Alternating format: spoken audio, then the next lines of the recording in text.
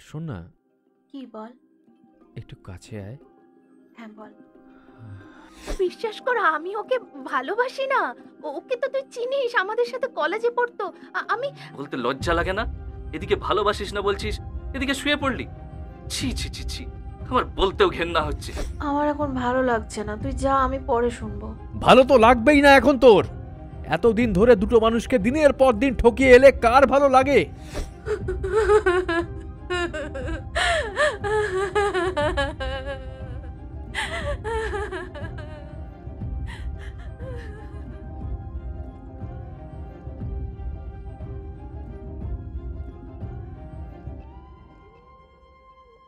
Ladies and gentleman, এখন আপনি শুনবেন অনুস্মিতা মিত্রের কলমে লাভ আজকালের দ্বিতীয় এবং অন্তিম পর্ব। যাদের এখনো প্রথম পর্বটা শোনা হয়নি তারা উপরে আই বাটনে ক্লিক করে অথবা ডেসক্রিপশনের লিংক থেকে প্রথম পর্বটি শুনে নিতে পারেন। আশা করছি গল্পটা আপনাদের দারুণ লাগবে। তাই অযথা সময় নষ্ট না করে সরাসরি গল্পে আসা যাক।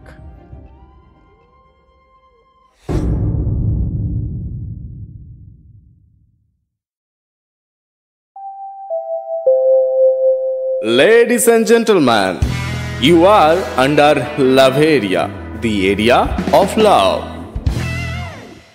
Story Shades Originals presents Love Area, the area of love. সপ্তাহের প্রতি বৃহস্পতিবার রাত ঠিক 8:40 আমরা নিয়ে আসি এক একটা বুক ভরা ভালোবাসার গল্প। কারণ আমি ভালোবাসতে ভালোবাসি, ভালোবাসাকে ভালোবাসি, ভালোবাসাতেও ভালোবাসি। আর হ্যাঁ, আপনারাও চাইলে আপনাদের নিজেদের গল্প পাঠাতে পারেন আমাদের রেজিস্টার ইমেলে, মানে প্রেমের গল্প। আমাদের ইমেল 8.9lovearea@gmail.com। বানানটা বলে দিই, 8.9 LOVEAREA@gmail.com। অনেক হয়েছে, চলুন তাহলে এবার শুনে নেওয়া যাক লাভ এরিয়া।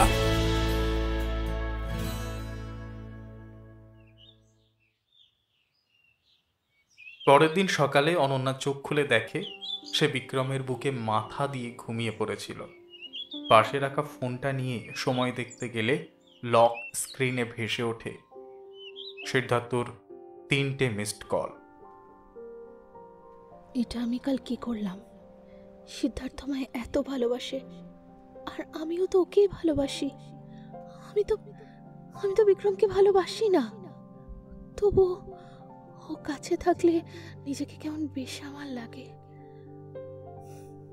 আচ্ছা, বিক্রমের সাথে এটা কি ঠিক করলাম আমি? ও তো শুনলো আমার আর সিদ্ধার্থ সম্পর্কর ব্যাপারে। আমি তোকে বলে দিলাম যে সম্পর্কটা প্রায় তলানিতে, যদি সিদ্ধার্থ জেনে যায়। আর এদিক থেকে বিক্রম বলল আমায় ভালোবাসে, কিন্তু আমি তো ওকে ভালোবাসি না। তাহলে কাল এত কাছাকাছি কি করে গেলাম? স্রেফ মোহ? ধুর, আমি এত ভাবছি কেন? দুজনে দুদিকে আছে, এত কিছু জানবে কি করে? আর যতদিন না আমার আর সিদ্ধার্থর এই লং ডিস্টেন্স ব্যাপারটা ঠিক হচ্ছে, ততদিন চলুকই না এসব। আমার তো মাঝে মাঝে মনে হতেই পারে কেউ আমায় এভাবে ভালোবাসুক, এতে খারাপের কি আছে? এরই মধ্যে ঘুম ভেঙে যায় বিক্রমের। অনন্যা জানালার ধারে বসে এক মনে কি ভাবছে দেখে বলে, কিরে, কি ভাবছিস? ও, তুই উঠেছিস? কি ভাবছিস এক মনে অমন জানলার ধারে বসে? না রে, কিছু না। সামনে তো তোর জন্মদিন, প্ল্যানটা কি? মনে আছে তো? ঢং, মনে থাকবে না কেন রে? তেমন কিছুই না, মা বাবা তো জন্মদিনের আগে আসতে পারবে বলে মনে হচ্ছে না। ওই স্নেহার সাথেই যাবো হয়তো কোথাও একটা। আর আমি কোথায় গেলাম? আরে সেটা না, তুইও থাকবি। হ্যাঁ, থাকবো তো বটেই। জানিস, এতগুলো বছর তোর এই জন্মদিনের দিনটা দূর থেকেই তোকে উইশ করে গেছি। অনন্যা কিছু বলল না, অন্যদিকে তাকিয়ে বসে থাকলো। বিক্রম ওর কপালে একটা চুমু খেয়ে বলল, আচ্ছা, এখন আসছি তাহলে, পরে কথা হবে। এরই মধ্যে দেখতে দেখতে কেটে গেল গোটা একটা সপ্তাহ। চলে এলো অনন্যার জন্মদিনের আগের দিন রাত। তখন ঘড়িতে ঠিক 11:57 বাজে। অনন্যা অপেক্ষা করছে কখন 12টা বাজবে আর ফোনে ভরে যাবে হ্যাপি বার্থডে উইশে। ঘড়ির কাঁটা ঠিক যখন 12টা ছুলো, অনন্যার বাড়ির দরজার ডোর বেলটা বেজে উঠল। অনন্যা মনে মনে ভেবেই ছিল বিক্রম নিশ্চয়ই আসবে আজকে, কিন্তু দরজাটা খুলেই ওর হাসি মুখটা বিস্ময়ে বদলে গেল। সিদ্ধার্থ, তুই? তা এত অবাক হচ্ছিস কেন, ভূত দেখার মতো? না মানে তুই ছুটি পেলি? হ্যাঁ, অনেক আগে থেকেই 5 দিনের জন্য আসবো ঠিক করে নিয়েছিলাম।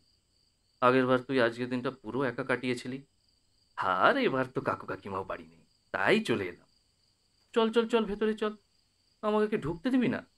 না না, আয়। এখনো রেগে আছিস আমার উপর? না না, কই না তো। রাগ করিসনি, তবে অভিমান জমেছে। আমি জানতাম, ওই জন্য ফোনও তুলতিস না। আমি তো তাই চলে এলাম তোকে সারপ্রাইজ দেবো বলে। অনন্যা কিছু বলে না, শুধু হালকা হাসল। ঘরে ঢুকে সিদ্ধার্থ আর অনন্যা একটা বাটার স্কচ ফ্লেভারের কেক কাটল। সিদ্ধার্থ একটা সুন্দর ফুলের তোড়াও নিয়ে এসেছিল, যার মধ্যে অনন্যার প্রিয় ফুল টিউলিপ ছিল। সিদ্ধার্থ অনন্যাকে জড়িয়ে ধরে বলল, আমায় আর একটু সময় দে, তারপরেই কাকুর কাছে এসে তোর হাত চাইব। তারপরে আমাদের আর এমন দূরে দূরে থাকতে হবে না। আমি জানি তোর খুব কষ্ট হয়, আমারও কি ভালো লাগে বল। অনন্যা কিছু বলে না। ও বুঝতে পারে ফোনে দুতরফ সামলানো যতটা সহজ, আদতে বাস্তবে সেটা প্রচন্ড কঠিন। ওই এখন তবে আসি, কাল সকালে 11টার মধ্যে তৈরি হয়ে থাকবি। আমি আর তুই কালকে সারাটা দিন একসাথে কাটাবো, আর পারলে কাল একটা শাড়ি পরিস, কেমন? অনন্যা মুখে সম্মতি জানালেও মনে মনে ভাবতে থাকে, কাল তো সারাদিন বিক্রমের সাথেও থাকবে ভেবেছিল। ঘরে ঢুকে দেখে বিক্রম 6 বার ফোন করেছিল। বিক্রমকে কল ব্যাক করতেই বিক্রম বলে উঠল, কি রে, কি করছিলিস এতক্ষণ? আমি তো ভয় পেয়ে গিয়েছিলাম যে কি হলো, একা একা আছিস। না না, কিছুই হয়নি রে, আসলে মা বাবা এসেছে। ওহ গ্রেট, তাহলে তো খুবই মজা হবে। সবার সাথেই এবার জন্মদিন কাটাবি। আচ্ছা শোন, হ্যাপি বার্থডে। থ্যাঙ্কস। আচ্ছা শোন না, একটা কথা বলবো, কিছু মনে করবি না তো? না না, তুই বল না। মা বাবা কালকে লাঞ্চের প্ল্যান করেছে, সো আমাদের প্ল্যানটা মনে হচ্ছে ক্যান্সেল করতে হবে। আমি না ওদের বারণ করতে পারিনি। আরে না না, একদম বারণ করবি না ওদের। Family come first. তুই একটা কাজ কর, কাল কাকু কাকিমার সাথে দিনটা কাটা। আমি তো আছি এখানে, যে কোনো একটা দিন আমরা দেখা করে নেবখন, ঠিক আছে? ভাই চাপ নিস না, মা বাবার সাথে একই সময়টা কাটা। পরের দিন সকালে অনন্যা সিদ্ধার্থের কথা মতো একটা শাড়ি পরল। সিদ্ধার্থ একটা রেস্তোরাঁর বাইরে অপেক্ষা করছিল অনন্যার জন্য। অনন্যার এমন খোলা চুল, চোখ ভর্তি কাজল আর কপালের মাঝে টিপ দেখে সব ঘেঁটে গেল সিদ্ধার্থ।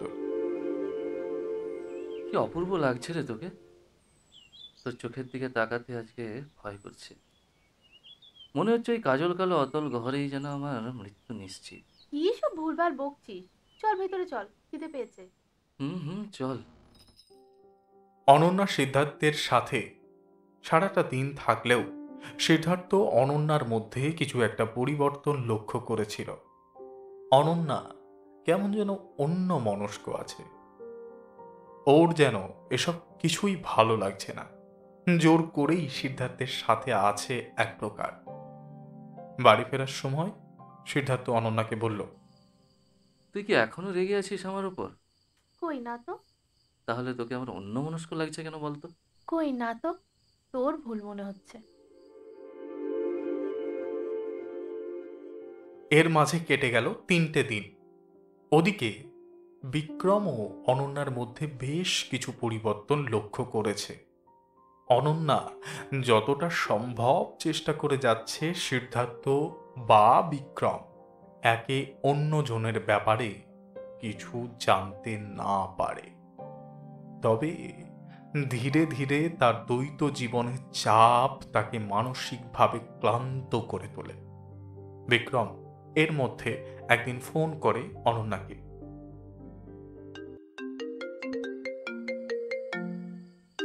হ্যালো, স্নেহার কাছে শুনলাম সিদ্ধার্থ এসেছে। তুই ওকে সব জানিয়ে দিয়েছিস তো? না মানে এখনো দেখা করা হয়নি। ওকে আমি ডেকেছি, বলেছি দরকার আছে। ও দেখা করতে এলেই বলে দেব। ও তো এসেছে বেশ অনেক দিনই হয়েছে শুনলাম, এখনো দেখা করেনি তোর সাথে? না মানে ও চেয়েছিল দেখা করতে, আমারই ইচ্ছে করছিল না। তবে ওকে জানিয়েছি কাল পরশুর মধ্যে দেখা করব। দেখা করে সব জানাবি তোরে? আরে হ্যাঁ রে, ওই জন্যই তো দেখা করতে চেয়েছি। সত্যি তো? সত্যি সত্যি সত্যি, নে 3 সত্যি। এরই মধ্যে সিদ্ধার্থের মনেও সন্দেহ জেগেছে অনন্যার কিছু ব্যবহারে। তার মধ্যে সেদিন যখন বিকেলবেলা অনন্যা সিদ্ধার্থের সঙ্গে দেখা করতে গেছিল, সিদ্ধার্থ খেয়াল করে একটা নাম্বার থেকে অনন্যার ফোনে বারবার ফোন আসছে, আর যতবার ফোন আসছে অনন্যা যেন অস্বস্তিতে পড়ছে। তাই সিদ্ধার্থ আজ ঠিক করেই নিয়েছিল যে কোনো একটা ছুতোয় আজ অনন্যার ফোনটা চেক করবে। সিদ্ধার্থ জানে অনন্যার ফোনে ফেস লক করা আছে, তাই বিকেলবেলা অনন্যা আসতেই অনন্যাকে ছবি তুলে দেওয়ার নাম করে ওর ফোনটা নেয়। ওদিকে ছবি তুলে দেওয়ার কথা ভেবে অনন্যাও ফোনের লকটা খুলে দেয়। ছবিটা তোলার বাহানা করে সিদ্ধার্থ যখন অনন্যার ফোনের হোয়াটসঅ্যাপ খোলে, ওর যেন পায়ের তলা থেকে মাটি সরে যায়। রাগে দুঃখে লাল হয়ে যায় সিদ্ধার্থের মুখখানা। দূরে পোস্ট দিয়ে দাঁড়িয়েছিল অনন্যা। সিদ্ধার্থের মুখের অভিব্যক্তি এমন পাল্টে যেতে দেখে দৌড়ে এসে সিদ্ধার্থের পিঠে হাত দিয়ে কি হয়েছে শুনতে যাবে, এমন সময় ওর থেকে এক ঝটকায় সরে গিয়ে সিদ্ধার্থ বলে ওঠে, ছি ছি ছি ছি ছি ছি ছি, সরে যা তুই, আমায় ছুবি না। কি কি হয়েছে বলবি তো? কি হয়েছে এখনো শুনছিস? হ্যাঁ রে, তো লজ্জা করে না? কি হয়েছে না বললে আমি বুঝবো কি করে বলতো? You are a cheater, a liar. কি কি কি কি বলছিস? নাটক করছিস এখনো? বিক্রম কে? তুই কেন করলি আমার সাথে এমন বলতো? বিক্রম তোর তো কলেজের বন্ধু ছিল শুধু। বিশ্বাস কর আমি ওকে ভালোবাসি না। ওকে তো তুই চিনিস, আমাদের সাথে কলেজে পড়তো। আমি বলতে লজ্জা লাগে না? এদিকে ভালোবাসিস না বলছিস, এদিকে শুয়ে পড়লি। ছি ছি ছি ছি, আমার বলতেও ঘেন্না হচ্ছে। তুই ওই সময়তে এতটা ব্যস্ত ছিলিস, আমার খুব একা লাগতো। আর বিক্রম আমাকে মরাল সাপোর্ট। চুপ, একদম চুপ। আমি ব্যস্ত ছিলাম বলে তুই এসব করে বেড়াবি? আর আমি ব্যস্ত ছিলাম কিসের জন্য, কার জন্য? যাতে আমাদের একটা সুন্দর ভবিষ্যৎ হয়। আমি আমাদের ভবিষ্যতের কথা ভেবে এত খেটে যাচ্ছিলাম, আর তুই আমার পিছনে ছি ছি ছি এসব করে বেড়াচ্ছিস। না না না না না, বিশ্বাস কর আমার ভীষণ একা লাগতো। বিশ্বাস আর তোকে? দারুণ মজার কথা বললি তো। আর কি তখন থেকে একা একা করছিস? আমিও তো পুনেতে একাই থাকতাম, আমার কি কখনো একা লাগেনি? ওখানে তো কত সুন্দর সুন্দর মেয়েরা থাকতো, আমি ওদের কাছে গেছি কখনো একা লাগছে বলে? আর তুই তোর কলেজের বন্ধুর সাথে, ছি ছি ছি ছি ছি, আমার ভাবতেও ঘেন্না করছে। ইনফ্যাক্ট আমার তোর সামনে দাঁড়িয়ে থাকতেই এখন ঘেন্না লাগছে। না না, শোন শোন, আমাদের সম্পর্কটা সত্যি, ওটা একটা মোহ ছিল আর কিচ্ছু না। Just a Flick, just a hormonal rush, nothing more. আমি তো এটাই বুঝতে পারছি না, তুই এখনো কি করে দাঁড়িয়ে দাঁড়িয়ে এই কথাগুলো বলে যেতে পারছিস বলতো? তুই আমাকে তো ঠকিয়েছিস বটেই, সাথে সাথে বিক্রমকেও ঠকালি। তুই তুই এমনি কবে হয়ে গেলি রে? এতটা তো পাল্টে গেলি কবে বলতো? নাকি তুই চিরকাল এমনি ছিলিস, এমনি একটা স্বার্থপর মেয়ে? শুধু আমি হয়তো এতদিন বুঝতে পারিনি তোকে। তোকে একদিন ভালোবেসেছিলাম, তোর সাথে সংসার করব ভেবেছিলাম, তোর সাথেই একটা গোটা জীবন কাটাবো ভেবেছিলাম। এসব মনে করলেও আমার গা গুলিয়ে উঠছে, নিজের প্রতি ঘেন্না লাগছে আমার এখন। থাক থাক তুই তোর ওই মিথ্যে ভালোবাসা নিয়ে। শোন না শোন না, আমি আসছি। শোন না, না প্লিজ না, তুই যাস না, প্লিজ যাস না, প্লিজ।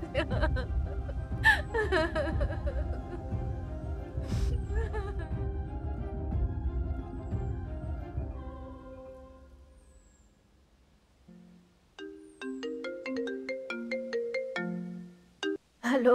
কিরে, সিদ্ধার্থকে জানালি? হ্যাঁ জানিয়েছি। খুব অশান্তি হয়েছে বল? তোর গলা শুনেই বোঝা যাচ্ছে তুই কাঁদছিস। না না, আমি ঠিক আছি। শোন না, আমি বাড়ি গিয়ে রাতে তোকে ফোন করছি। হ্যাঁ, সাবধানে যা। আর শোন, সে তুই আমাকে তোর সময় মতোই ফোন করিস না হয়, অসুবিধা নেই তাতে, কিন্তু আমাকে পৌঁছে একবার মেসেজ করে জানিয়ে দিস, কেমন?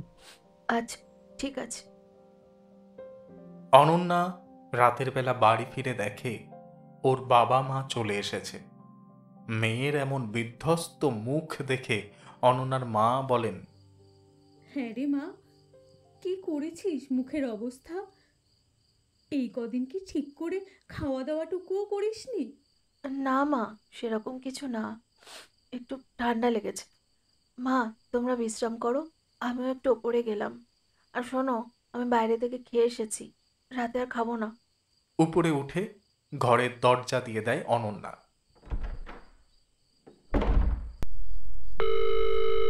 ফোন করে বিক্রমকে। হ্যাঁ, হ্যালো, বল, কখন ফিরলি? এই তো একটু আগেই। আচ্ছা, বিক্রম, একটা কথা দিবি? কি বল? আমায় ছেড়ে যাবি না তো? অসম্মান আর প্রতারণা না পেলে বিক্রম আজ অবধি কাউকে ছেড়ে যায়নি।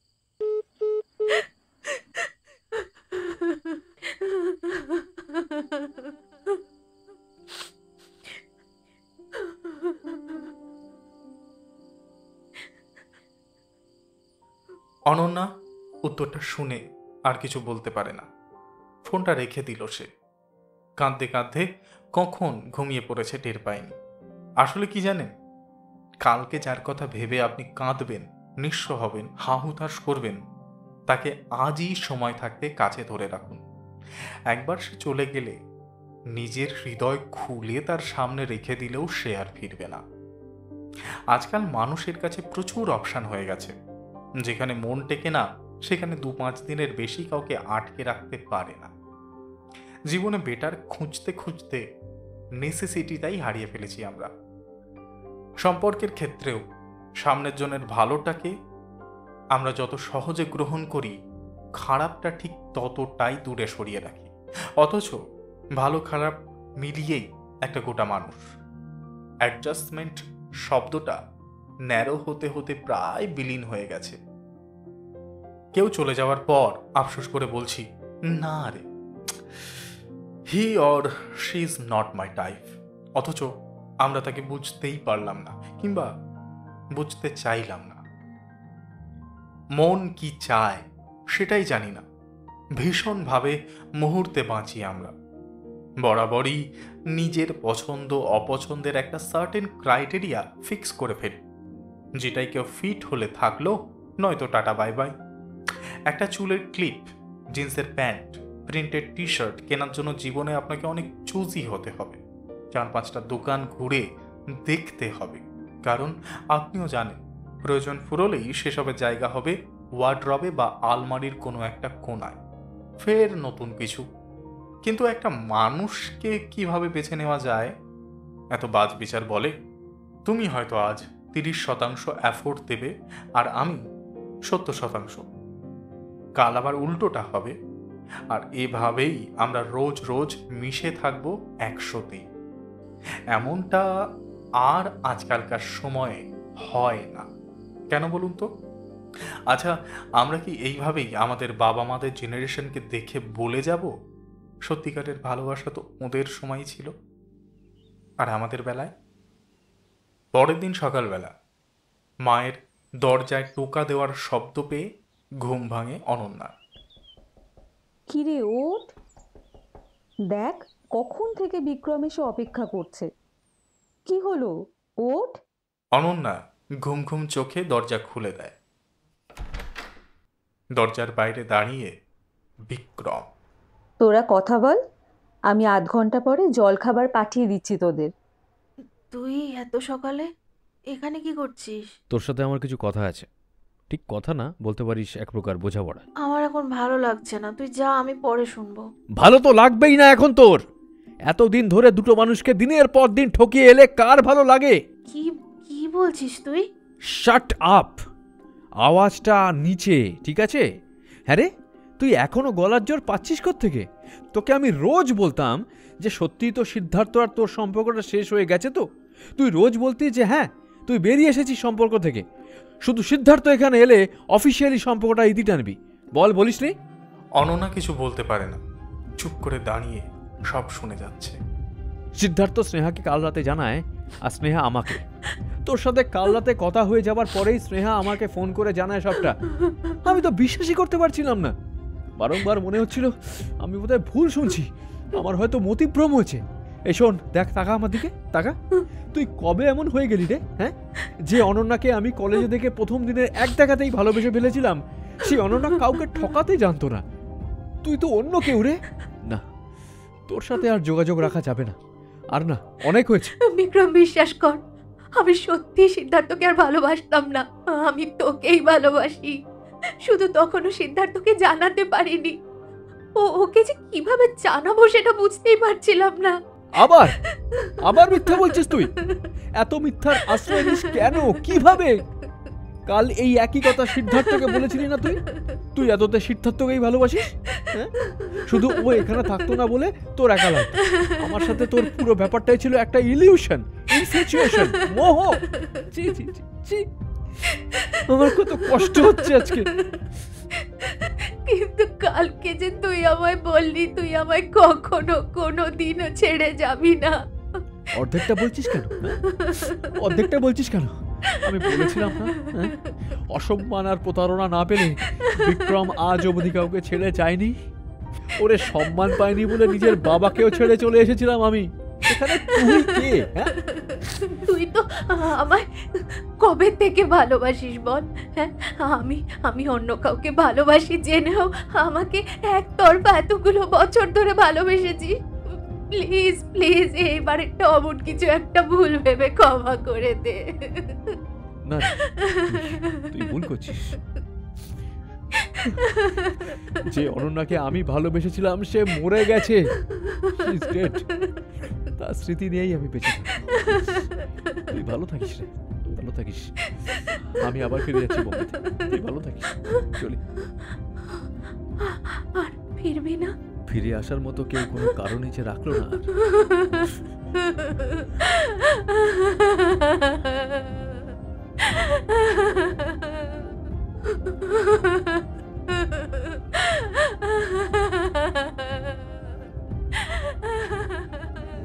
সুখের লাগি চাহে প্রেম, প্রেম মেলে না।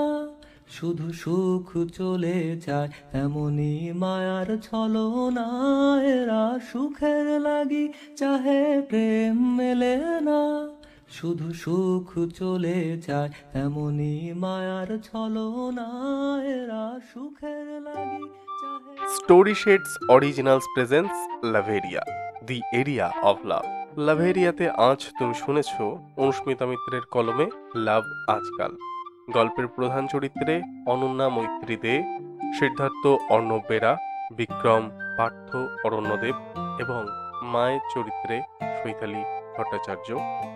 গল্পের পরিচালনা এবং ন্যারেশনে বিশ্ববৈরাগী। আসছি আগামী সপ্তাহের বৃহস্পতিবার ঠিক রাত 8:40-এ। ততক্ষণ পাশে থাকুন, প্রেমে থাকুন, সুস্থ থাকুন, শুনতে থাকুন লাভেরিয়া।